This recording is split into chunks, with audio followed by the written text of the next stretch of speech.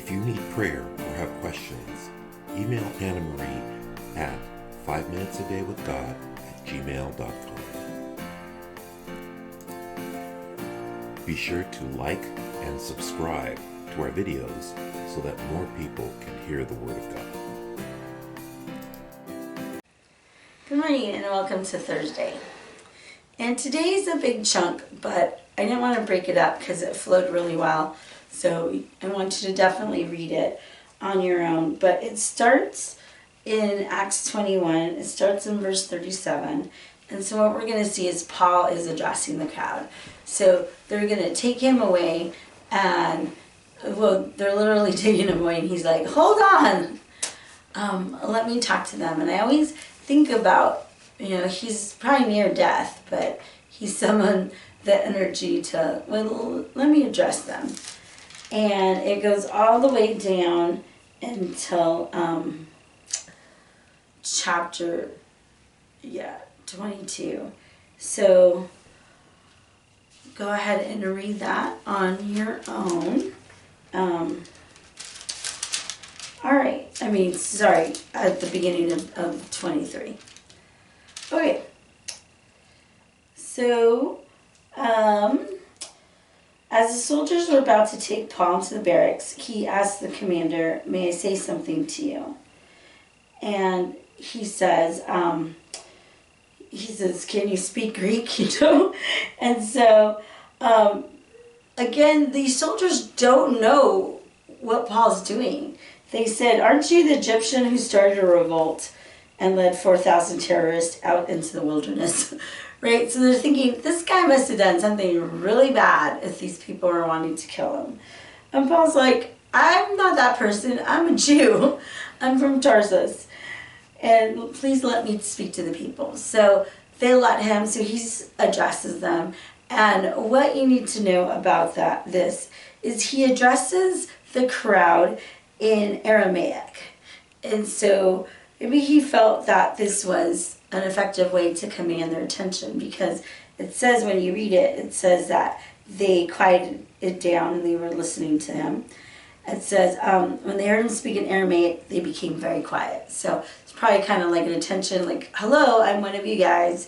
Here you go." And it's also maybe to show some sympathy, that like, I'm one of you guys, right? We're together. And he basically tells his whole testimony. So make sure you read it. It's a great synopsis about what happened. So he talks about how he was a Jew. He was studying to be a Pharisee, or he was a Pharisee, and he persecuted the Christians, just like some of them are doing. But now I love this phrase, he is no longer a persecutor or a prosecutor of Jesus, but a witness of Jesus. Isn't that great? It's like he's not about to take down people who are following Jesus, but he's also a witness to the power of Jesus in his life. So then, again, sometimes we think, Paul, you don't know much about, winning crowds and influencing people, right? Because he's pretty good. And then he says the words that he was warned by Jesus to escape to the Gentiles. And this was a little bit too much for the Jews to hear. And so they were about to start another riot, right? They're thinking, let's be done with this man. So the commander brought him into the barracks, and basically what they were going to do, he's already beaten, but they were going to torture him. They were going to flog him. Because again, maybe they didn't catch the Aramaic, so they don't know what he's saying.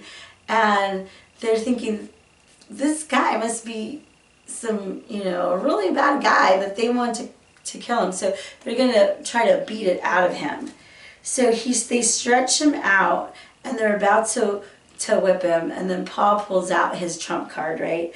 And he says, "Is this legal for you to do this? For you to be a Roman citizen?" And then the guard says something like, "Oh yeah, I bought my Roman citizenship." And then Paul's like, "I didn't buy mine." And so this kind of worries them. They're like, "Oh no, we can't do this." So they release him back to the Sanhedrin.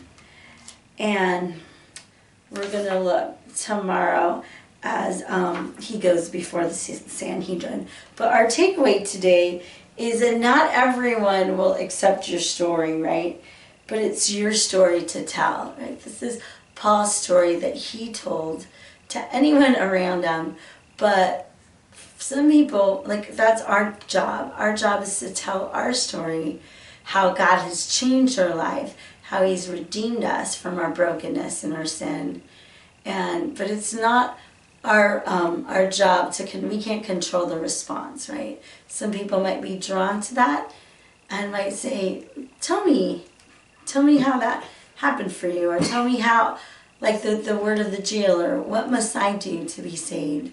And there's going to be some people that are going to say, this is foolish talk. Get away with me. Get away from me. I don't want anything to do with you and this Jesus, right? But our response, again, is to keep telling our story of our changed life. So I encourage you to keep doing that. See you tomorrow. And remember, 5 minutes in the Word can be life-changing.